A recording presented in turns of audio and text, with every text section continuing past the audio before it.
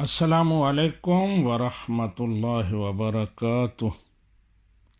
جی، راولپنڈی سے محمد بلال صاحب پوچھتے ہیں کہ ہم 15 سال پہلے کشمیر سے راولپنڈی منتقل ہو گئے تھے، یہیں اپنا گھر بار بنا لیا، اب یہیں مستقل رہنے کی نیت ہے، تجہیز و تکفین بھی یہیں کرتے ہیں۔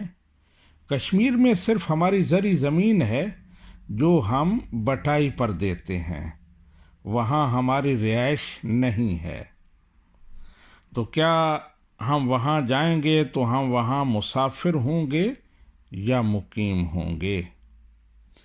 جی محمد بلال صاحب، آپ نے جو صورتحال بتائی ہے کہ کشمیر میں آپ کی صرف زرعی زمین ہے، وہاں سے آپ نے بود و باش ختم کر دی ہے، تبتن آپ نے ختم کر دیا ہے، تو اب وہاں آپ جائیں گے تو آپ مسافر ہوں گے، مقیم نہیں ہوں گے، وہ آپ کا وطن اصلی نہیں رہا۔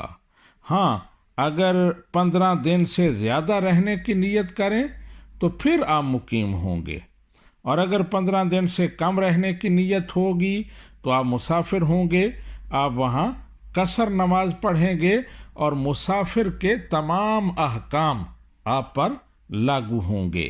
ھذا ما عندی واللہ ورسولہ اعلم بالصواب۔